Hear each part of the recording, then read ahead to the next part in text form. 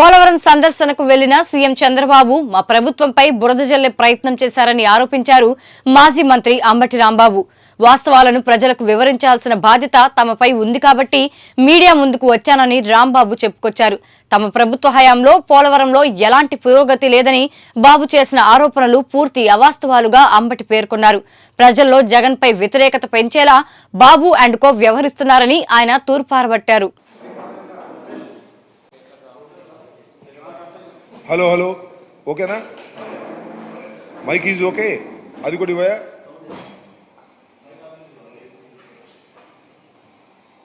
On చేసి అట్టి పెట్టు. నేను అడిగినప్పుడు ప్లీజ్, నేను అడిగినప్పుడు ఇవ్వమ్మా తమ్ముడు, అడిగినప్పుడు. Okay okay right. ఓకే, అందరికీ నమస్కారం. ఈరోజు ఈ పత్రికా సమావేశం పెట్టడానికి ప్రధానమైనటువంటి కారణం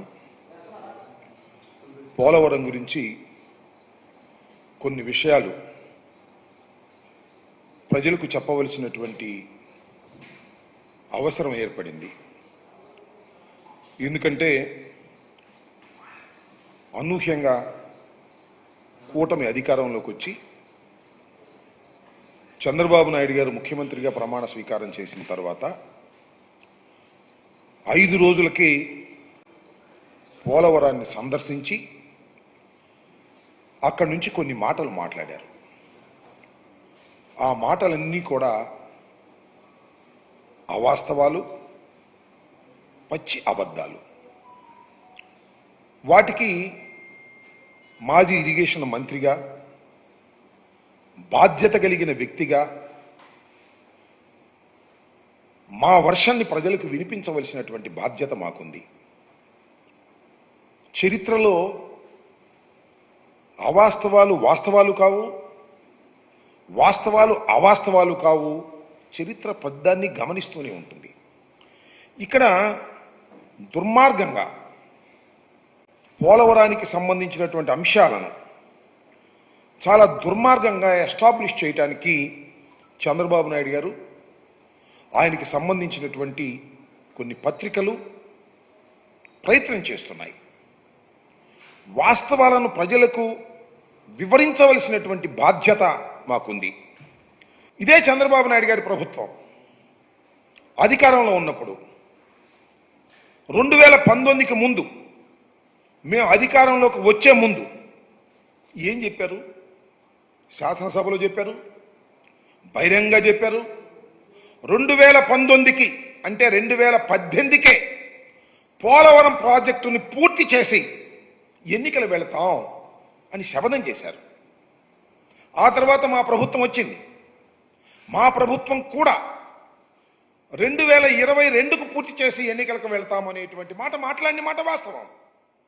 ఆ తరువాత మేము రివ్యూ చేసుకొని వాస్తవాలన్నిటినీ కూడా క్రోడీకరించుకొని ఇది ఇప్పుడు సాధ్యపడేటువంటి అంశం కాదు, ఎప్పుడు పూర్తి చేస్తామో చెప్పలేనటువంటి పరిస్థితిలో పోలవరం ప్రాజెక్టు ఉన్నది అని తొలిసారిగా చెప్పినటువంటి వ్యక్తిని ఆ రోజు నేను ఇరిగేషన్ మంత్రిగా. ఎందుకు చెప్పాను? ఇవాళ మీరు ఏం చేస్తున్నారు? నేను ఒకటి మనవి చేస్తున్నా, దయచేసి ప్రజలు అర్థం చేసుకొని, ఇవాళ మేము ఓటమి పాలై ఉన్నాం. చంద్రబాబు నాయుడు గారు గెలిచి ఉన్నారు కూటమిలో. ఆయన ద్విగుణీకృతమైన ఉత్సాహంలో ఉన్నాడు. అంత మాత్రాన ఆయన అబద్ధాలు చెప్తే నిజాలు ఎలా అవుతాయని అడుగుతాం. జగన్మోహన్ రెడ్డి గారే ఈ విధ్వంసానికి కారణం అనేటువంటి మాట పదే పదే చెప్పేటటువంటి ప్రయత్నం చేస్తున్నారు. నేను వైసీపీ వ్యక్తిగానో, జగన్మోహన్ రెడ్డి గారి అనుంగు శిష్యుడిగానో, రాజశేఖర రెడ్డి గారి శిష్యుడిగానో, లేదా బురద జల్లే కార్యక్రమంతోనో నేను చెప్పడం లేదు. హృదయపూర్వకంగా మనస్ఫూర్తిగా చెప్తున్నా, చంద్రబాబు నాయుడు గారు 2019కి పూర్వం చేసినటువంటి ప్రధానమైన తప్పిదం వలనే ఈ సంక్షోభం ఏర్పడిందని నేను మనవి చేస్తున్నాను. 4 సంవత్సరాలు అంటున్నాడు, 4 సంవత్సరాలు కూడా పూర్తవుద్దని నాకు నమ్మకం లేదు. 4 సంవత్సరాలని ఆయన మొన్నే అనేసేస్తున్నాడు. నిన్న 4 సంవత్సరాలు పడుతుంది అని అధికారులు చెప్పారు అని మీకు గుర్తుందా లేదా? నారా చంద్రబాబు నాయుడు గారితో సైతం కూటమిలో సభ్యులందరూ కూడా ఎప్పుడు మీరు పూర్తి చేస్తారు అంటే చెప్పలేనటువంటి మంత్రి ఒక మంత్రి అన్నారు. నేను మనవి చేస్తున్నా, ఇవాళ ఈ ప్రాజెక్ట్ ఇంత ఆలస్యం కావడానికి చంద్రబాబు నాయుడు గారు అధికారంలోకి వచ్చి జగన్మోహన్ రెడ్డి అంటున్నాడు, మేము అధికారంలోకి వచ్చి చంద్రబాబే అంటున్నాం. పరస్పర ఆరోపణలు చేసుకుంటున్నాం, పరస్పరం ఒకరి మీద ఒకరు బురద జల్లుకుంటున్నాం అనుకోండి కాసేపు. అయితే వాస్తవాలు గమనించలేరు ప్రజలు, వాస్తవాలు చెప్పుకోలేమా ప్రజలకి? వారికి మీడియా శక్తి ఉంది, వారి ఇష్టం వచ్చినట్టు రాసేస్తున్నారు.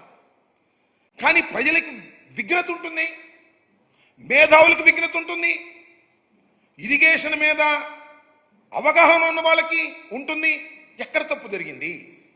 ఇది ప్రధానమైనటువంటి కీలకమైన కోర్ ఇష్యూ. ఎక్కడ తప్పు జరిగింది? జగన్మోహన్ రెడ్డి గారి టైంలో తప్పు జరిగిందా?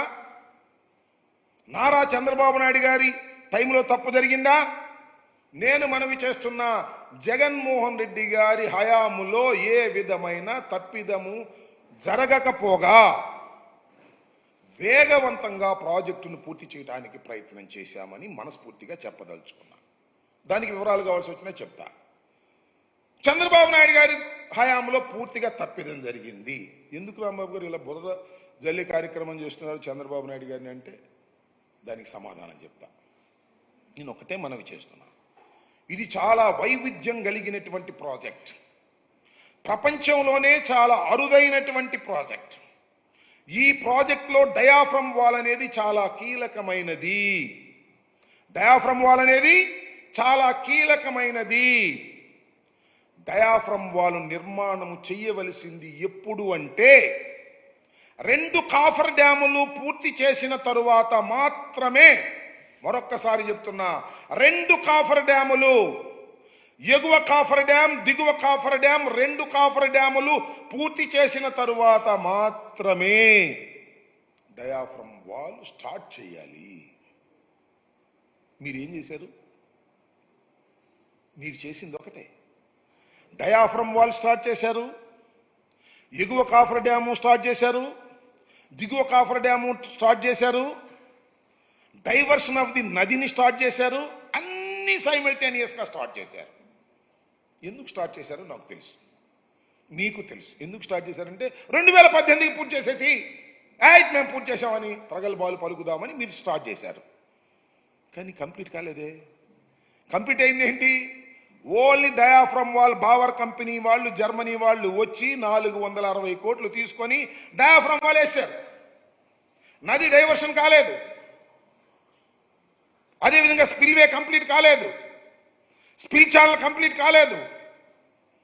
అలాగే కాఫర్ డ్యాములు 2 కంప్లీట్ కాలేదు. ఎందుకు కాలేదు అంటే కాఫర్ డ్యాములు కంప్లీట్ అయితే నదిలో నీరు నిలుస్తుంది. నదిలో నీళ్లు నిలవకోకుండా ఉండాలి అంటే నది డైవర్షన్ కంప్లీట్ కావాలి.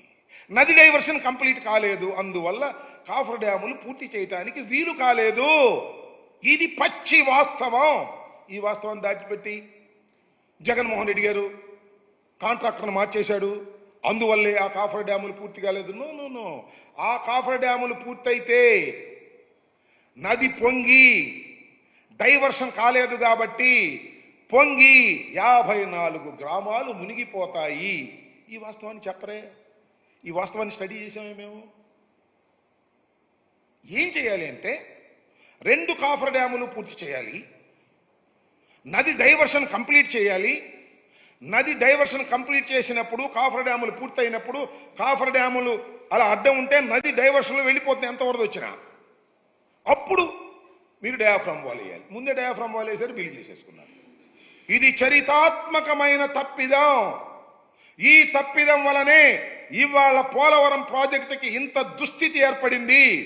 ఈ దుస్థితికి సమాధానం చెప్పుకోకుండా జగన్మోహన్ రెడ్డి గారి మీద నెట్టేద్దాం. జగన్మోహన్ రెడ్డి గారి విధ్వంసకారుడు, పరిపాలనకు పనికిరాడు. That's a different matter. అది రోజు చెప్తున్నావు నువ్వు, చంద్రబాబు నాయుడు గారు గౌరవ ముఖ్యమంత్రి గారు రోజు చెప్తున్నారు. చెప్పండి, పోలవరం కూడా వెళ్ళేదే మాట మాట్లాడుతున్నావు. పోలవరంలో జరిగినటువంటి అంశాలు ఏమిటనే విషయాన్ని ప్రజలు అర్థం చేసుకోవాలి, మేధావులు అర్థం చేసుకోవాలి, ఇరిగేషన్ మీద అవగాహన ఉన్న వాళ్ళు అర్థం చేసుకోవాలి. దీనివల్ల తీవ్రమైన నష్టం జరిగింది ఈ రాష్ట్రానికి. పోలవరం అనేది జీవనాడి. దాని గురించి నేను ప్రత్యేకంగా పదే చెప్పవలసిన అవసరం లేదు. పోలవరానికి ఎన్ని పూర్తయితే ఎన్ని ఉపయోగాలు ఉన్నాయో ఇవాళ చెప్తూ ఏతావాత తెలిసేది ఏంటంటే 5 సంవత్సరాలు మాకు అధికారం ఇచ్చిన పోలవరాన్ని మేము పూర్తి చేయలేమని చెప్పేశారు. It's a fact.